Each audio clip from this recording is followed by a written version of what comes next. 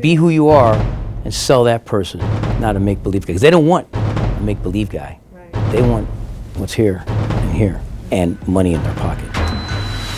My name is Eddie Follis, and for practically 3 decades I've worked as an undercover agent for the United States government, and in particular, the United States Marine Corps and the Drug Enforcement Administration.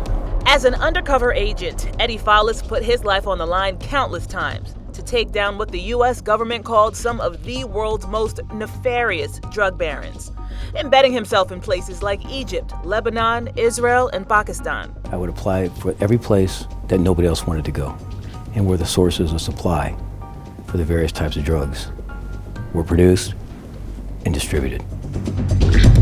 I just made my mind up. I said, I don't care what happens now. I don't care where my life takes me. If I'm going to do that, I'm going to make this mandate on my life.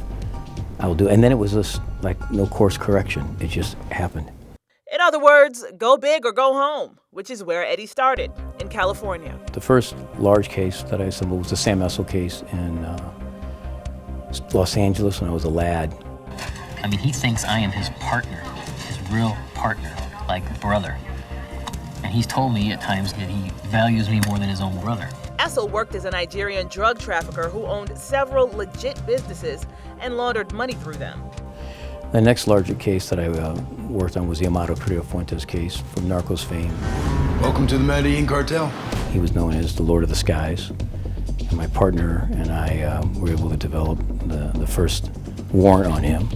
And that was out of Juarez, Mexico, when I was assigned to El Paso, Texas. Next was Myanmar, tasked with arresting the man then responsible for 80% of the heroin that arrived in the U.S. The Kunsa Shan United Army, the Chang Chi Fu opium warlord empire, 17,000 drug insurgents, was taken down over the course of 2 months with strategic applications of this incredible group. Eddie says that in order to get in good with these kinds of guys, you have to give a bit of yourself. I think call it junctures. You get to a juncture and there's more trust. You get to the next one, there's more trust.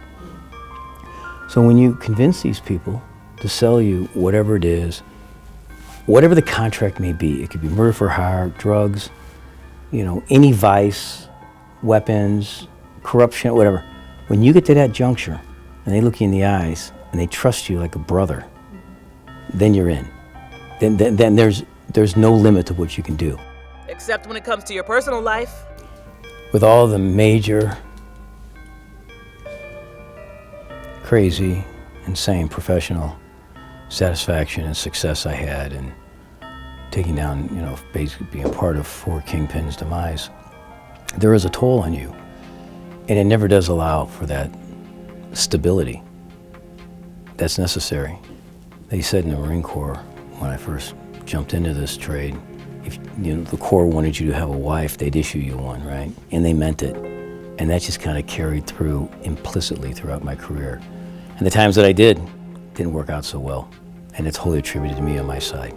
So there's a price to be paid for anything.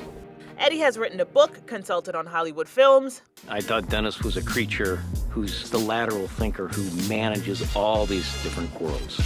That's why you need Dennis. And is working on an upcoming TV series. His incredible story is getting renewed attention through another Hollywood heavy hitter.